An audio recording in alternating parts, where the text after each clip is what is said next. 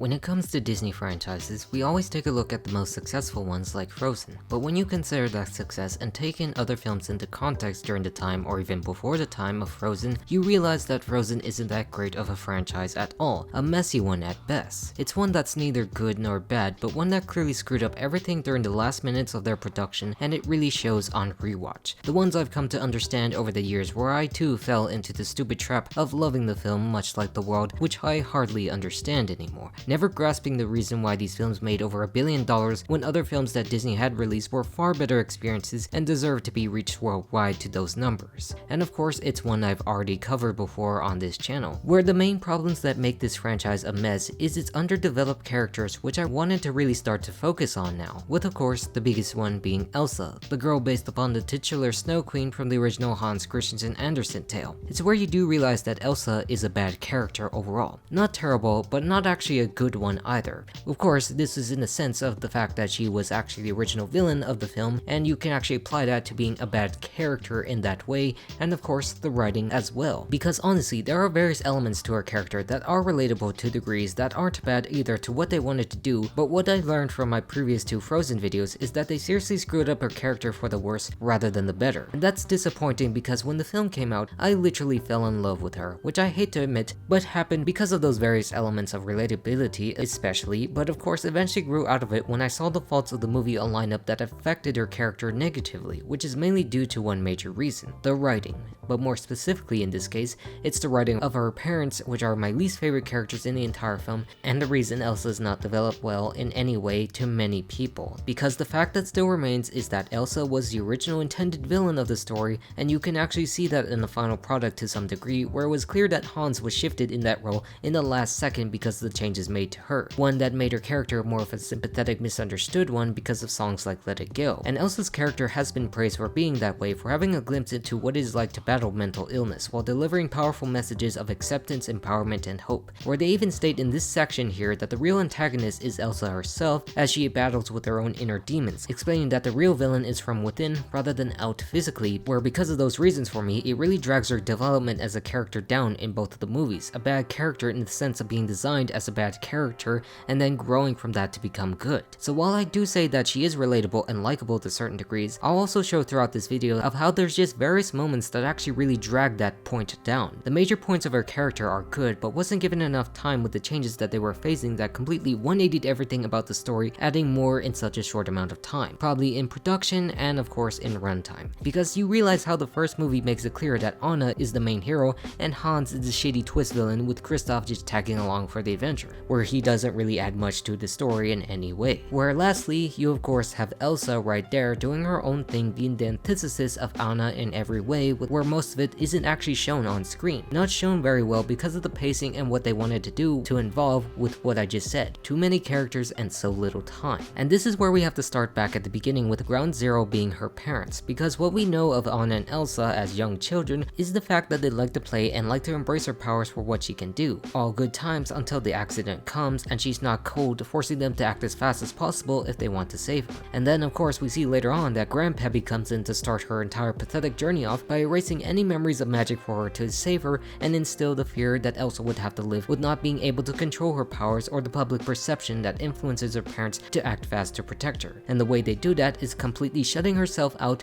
and the kingdom from the world. I mean, I understand the point about Elsa, but I don't understand why Arendelle has to be closed off as suggested by the Duke until Elsa's coronation. How everything they do as parents are so minimal on screen and makes it feel so unnecessary and so stupid in concept. Because in both Frozen 1 and Frozen 2, they are actually painted in a positive light rather than a negative one like most do with their decisions that affect Elsa for the worse rather than the better. They make Elsa into a bad character doing things that only bad parents do. And like I said earlier, this fear she carries that she becomes traumatized by to make supposedly irrational and terrible decisions when talking to Anna after her coronation and revealing her powers is actually good to establish what she went through, but it's all ruined by this positive image that the parents actually have. Agnar says that until she can control her powers, most of her contact with the world has to be eliminated to protect them out of safety. But of course, over the course of 15 years, we're shown that she hasn't been able to do that in any way, where it doesn't look like either of them actually helped them out at all, despite being so caring for her. How they do absolutely nothing but shape the image where some people think Elsa suffers from abuse and trauma, which doesn't make sense because the sequence is so minimal, where they wanted to focus on on a song of "Do you want to build a snowman" with Anna's bubbly attitude to protect them. It's just too fast where Anna cannot understand this when she grows up because she still kept positive memories of her, where all of a sudden Elsa and her parents are now fixated on trying to protect her and shut her out with no real explanation to this at all. They do not attempt to show at any point to explain why Elsa is this way from her own parents because of that time constraint where Elsa was already supposed to be the major villain of the entire story. It's just something I don't understand how you can connect to that point when it's not actually shown very well in the sequence of events. Yes, she has those traits that are extremely relatable to many, but I really don't like the way it's set up with the world's worst loving royal parents that were ever on screen. I really fucking hate these two. Because in Frozen 2, we learned that the spirits rewarded Elsa with powers because of what her mother did to save her father, meaning that they did something to bridge their two worlds together for the better rather than what their grandfather did for the worse in secret. And in turn, while she grows up, and while they allowed them to be free at the beginning and have Elsa and Anna play together when she does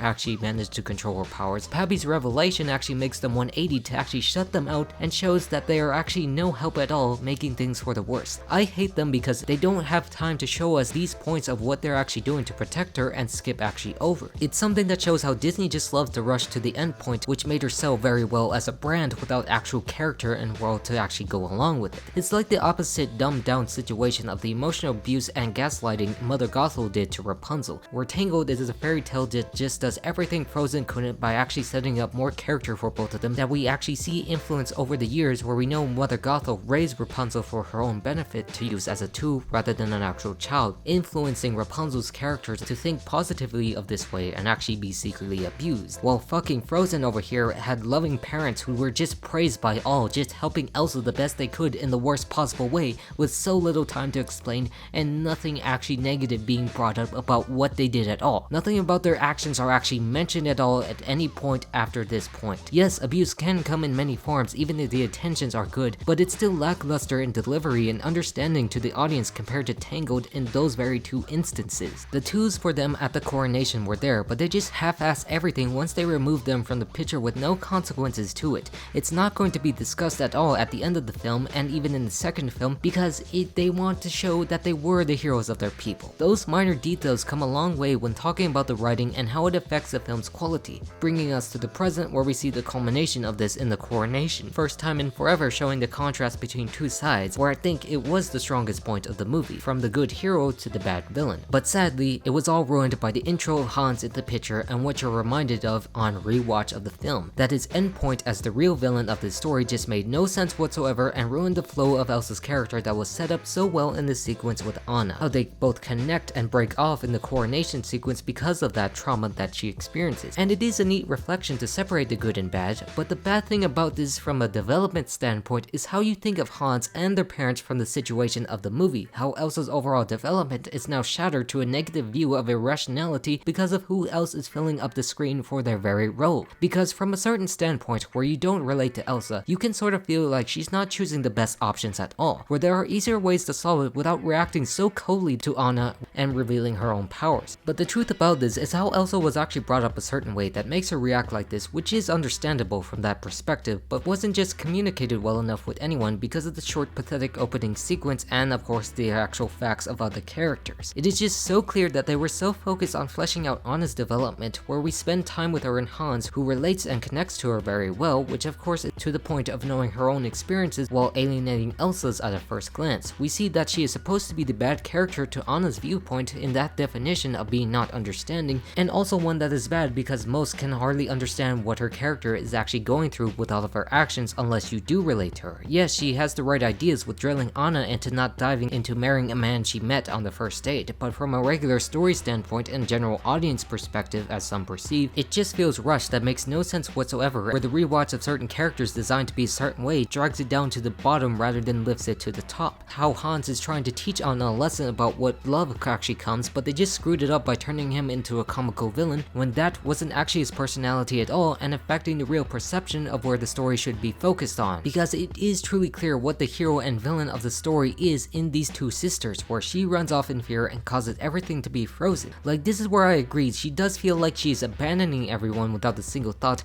but also understand it's coming from the fear angle to protect everyone because of how people see her as a monster in some way. Like, I can feel that that was the intention, but also find it wasn't actually convincing enough to actually sell that to everyone because of the facts I just mentioned with Hans, because we all know this story is mainly focused on Anna and her experiences with other people like Hans and Kristoff, and the people around her in her life we constantly see in her lens, where because of that lens we aren't able to connect with Elsa as well as a character with the way they actually made her, yet again showing that the intention of being the villain is there, but unfortunately removed because of what Let It Go brought, being Frozen's most infamous song that was played everywhere. And while Let It Go is good at those values of trying to free herself from the fears, it's overall bad in practice with how little is actually given, because you see again at face value at this moment, Elsa has actually abandoned her people and froze her entire kingdom in that process without a single thought, not caring here or afterwards for what is happening while Let It Go is playing out. It's a moment that clearly works better for her being bad as a villain because of how she's building this castle or fortress, being away from Arendelle, being happy and free of what she wants to do to create and that she wills,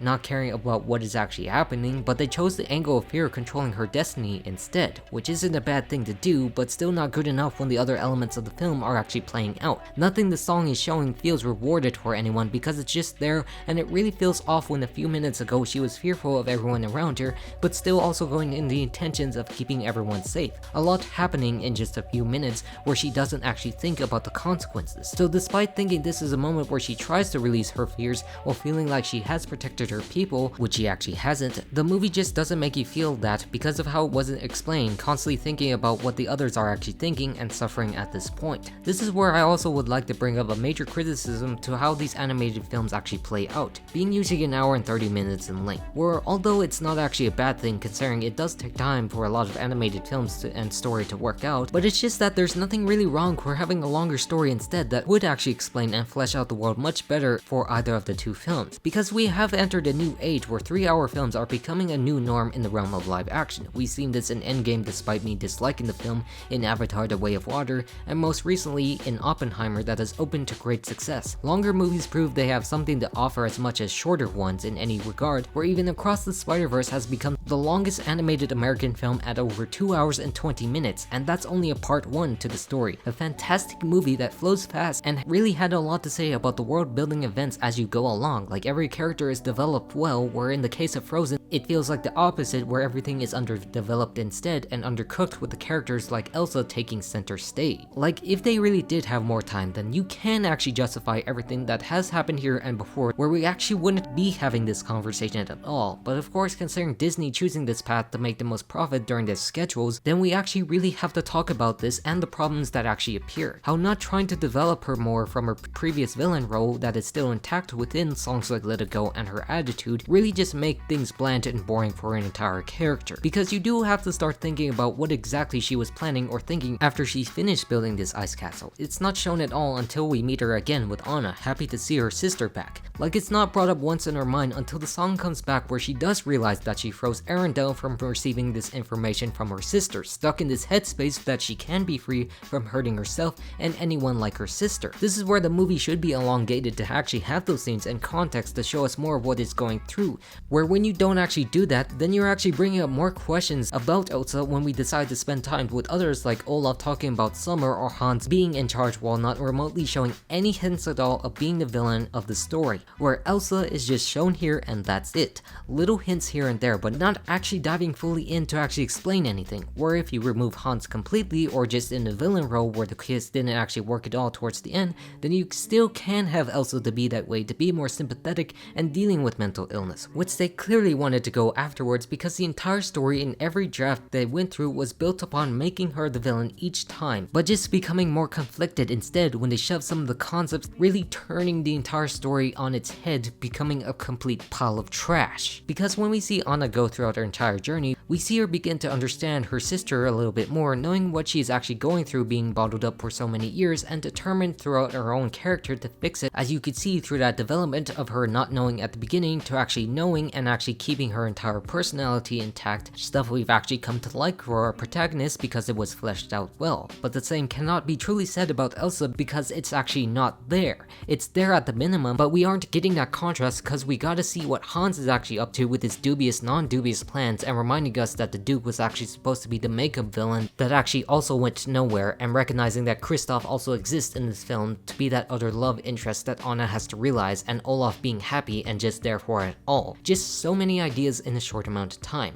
And because of those reasons, what I really would have wanted from this is actually to see more of Elsa's side to explain that, to dive in a little more with what we saw in the Coronation, remove a lot of the Hans characters enough to actually explain her more. Because we started at the Coronation where we saw both of them meet up and then split up because of these facts, where both of them actually have to realize what love actually brings in their own way to erase the sins of the past and acknowledging the mistakes their parents actually brought onto them. How I actually want to see more acknowledgement on Disney's part of their own actions instead of whatever we got in Frozen 2 that actually skips that part completely, forgetting about what happened at this point in the story with their muddled relationship that actually split them between hero and villain happening because of them. How like everything else, they just didn't have time, and it really shows. Because like I said before, this is where they meet up again and understand a little bit more about each other, but then of course shut out at the end because Elsa still cannot control her powers, unaware of the consequences she brought that brings her fears back and strikes her sister yet again. One that forces her to leave because she knows it would only harm her more, considering what she had done, not knowing how to control it at all. And like before with what I said with everything else, I understand what she's actually going through, but this movie just constantly moves so fast where it makes you hate her for actually doing this, for removing Anna through Marshmallow without knowing what she actually did again that would actually freeze her own sister forever. Because we know what already happens when she hit her sister when she was knocked out, where she could be possibly lost forever if it weren't for the removal of her magical memories. And now we actually have to see the same, where she thinks leaving her again would actually be the best course of action, which it isn't, without any regard for what she knows and where she actually did hit her. I mean, yes, Kristoff does take her back to the trolls, but actually that didn't work either, where once again we see nothing on her side ever thinking about what she had done except for this 1 3-second scene of her fear getting to her. Like she's not actually thinking about anything and growing from those consequences that are being brought up. She's doing things that a villain would do that would be more justified if her character was more evil rather than a sympathetic one, because that actually requires more time to actually understand, rather than how we got one person that is this way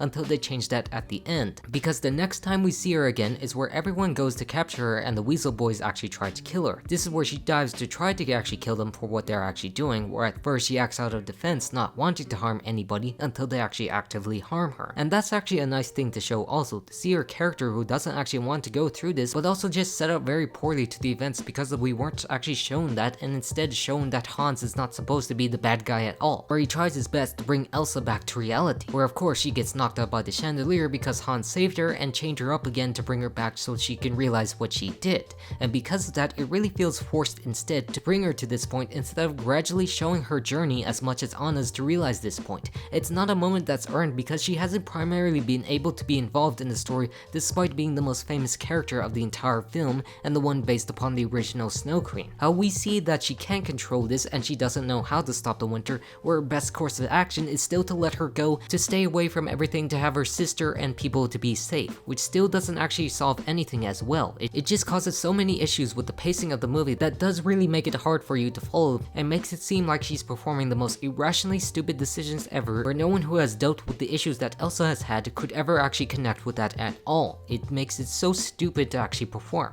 I'm not saying that they really can't if you actually take the time to understand her character from the perspectives we already talked about, which actually do make her character stand out for the better a lot more, but just how we don't get the time to actually explore these issues because it's more geared to one side of the story rather than all. And when they attempt to do all, they only explain it in short bursts, and it actually makes more confusion towards the entire story. The one where we have to bring Hans back into view, be destroying everything about this because of the role he plays as a stupid ass twist villain that makes no sense whatsoever. Because his attitude when he reveals this to Anna really comes off as comically stupid and ruins anything that was built up to this point, other than Elsa was right at the beginning, not marrying this unknown prince. How the focus of everything we've learned actually shifted because it plays into the central antagonist role of the film. It affects Elsa for the worse in this way because she was designed to be with the antagonist effect and not this one that nobody realized at all, including Hans and quite possibly most of the people who actually worked on the film. This is where you realize that most of the problems the film has that mutes Elsa's entire character is because we got to focus on the twist element to have a villain. How they knew that the film needed to actually have a villain to oppose the hero because that's what most Disney stories do to be successful,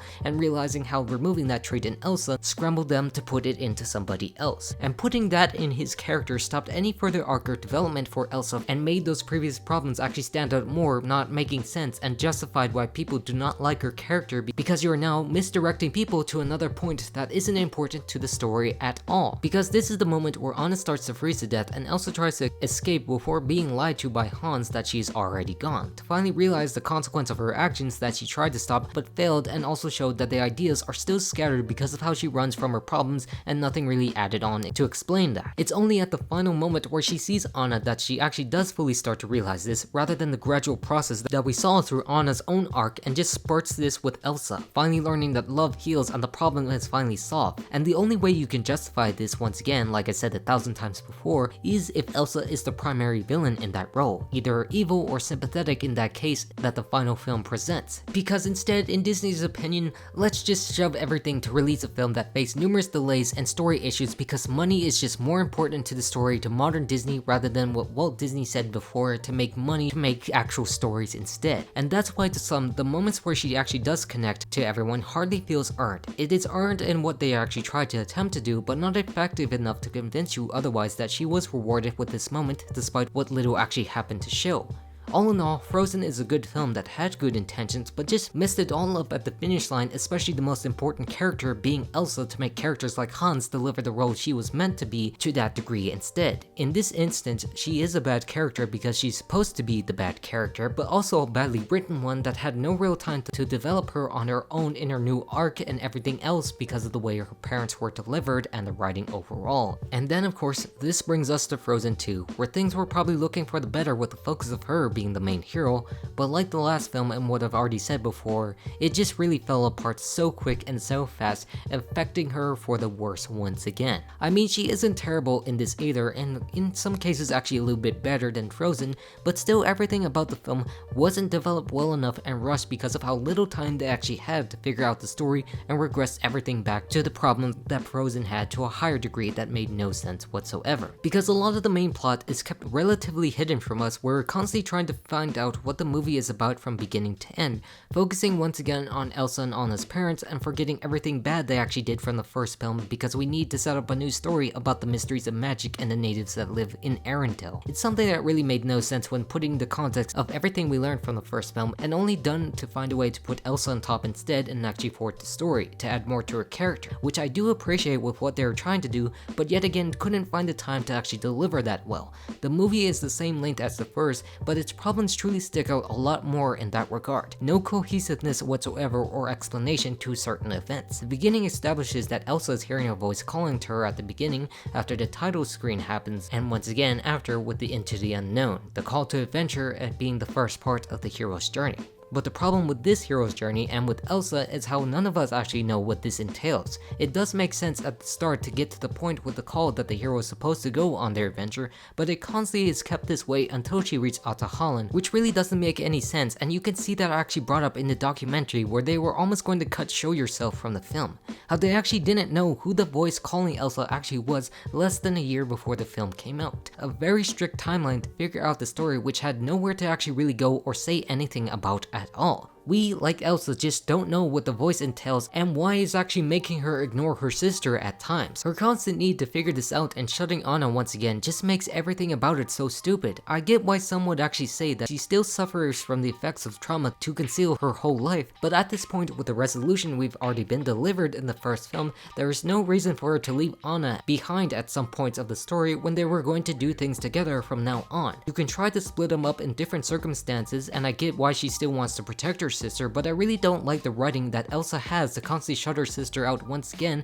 when we already understand that that has already been established at this point with the last film and the misguided plot points of this very story. There are just so many ideas around her once again like Frozen that just don't add up and make it more confusing in such a short amount of time rather than a fleshed out longer movie or series to actually explore. And because of that is where once again I would like to compare another Disney movie that actually did these points better for its hero and villain. We've already explored at this point how to establish Elsa's trauma better with how Tangled actually played out, where now I actually want to talk about Moana establishing the call to adventure for the story much more better as the hero in this case, because Moana is in fact one of the greatest Disney heroes ever. Because unlike Frozen, the call is known to the viewer at first glance when baby Moana actually interacts with the ocean, how it's actually dragging and calling her for the purpose of restoring the heart of Te Fiti, where they actually show it to her, and how she constantly wants to be by the sea to explore it, much like her ancestors charting the Pacific Ocean at the time, where her family and people feel content staying up where they are without bringing up the issues that actually need to be solved that is degrading life very slowly. The ocean constantly appears to Moana throughout, and Grandma Tala explains this to her, that this is what she must do, being chosen by the ocean to restore the heart with Maui, who sets off the events of the film in the first place. How she pushes through for the good of her people and help Maui realize his own purpose too, to help out in the end, knowing that the goal is helping everyone for the better. Where Elsa in Frozen 2, instead, it's constantly pushing her sister away to find the voice herself, which we actually don't know anything about, where nothing else actually makes sense around it, with too many characters appearing with little effect on the entire plot and has no reason to actually be there at all. It's just how many other Disney stories with their heroes actually have a clear goal in mind, where Elsa actually doesn't, trying to constantly solve things on her own accord without helping her family in any way, regressing somewhat into what we already resolved at their first ending. In giving more time to Elsa as the main hero, they pulled back others like Anna to be more reserved, and especially Kristoff, which actually made things a lot more worse. How they just have other characters for the sake of being there with side plots that make no sense to the story because they recognize that they were there from the beginning, like how Lost in the Woods and everything Kristoff does to propose to Anna actually makes no sense and only added because they wanted to add something and a song to Kristoff's story because they recognize he's there. But of course not making sense because we have to cut back to Elsa and Anna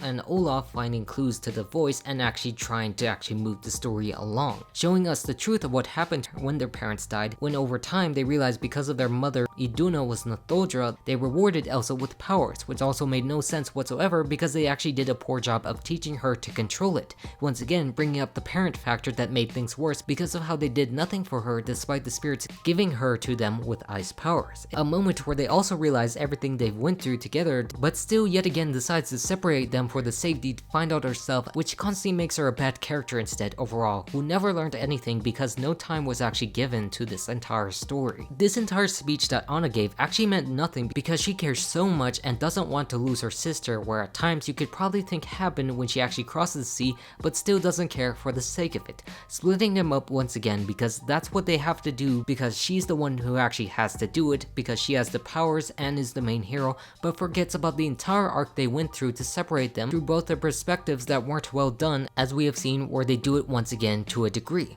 Like, why can't we have them solve the problem together? Why can't we have something that actually adds on to the finale of Frozen where they actually had finally grown together and be equal heroes in their own right? I mean, it's something you could still do while putting the focus on her, but sadly wasn't in the cards because Disney yet again did not care and wanted to release something in their greatest year at the box office that we have not seen through their billion-dollar dominance. And that's the sad thing you think about, considering that this is Elsa's best moment through songs like Show Yourself, where we've also already discussed how it was this close from being cut from the film because everything that was still trying to be figured out. Like I said, Elsa isn't as bad as what Frozen did that hardly showed anything to do this time, but the circumstances built around her just aren't being justified in a way like how they just settled on Iduna being the voice for Elsa this whole entire time, which also doesn't make any sense and really shows how they really didn't know who this voice really was. Cause this is where for some reason they constantly forget how she did nothing to help her own daughter with her powers in any way and only remembered that she saved her father to have some connection with the Nothodra they remembered to have in this entire story, to actually have something that bridged the worlds apart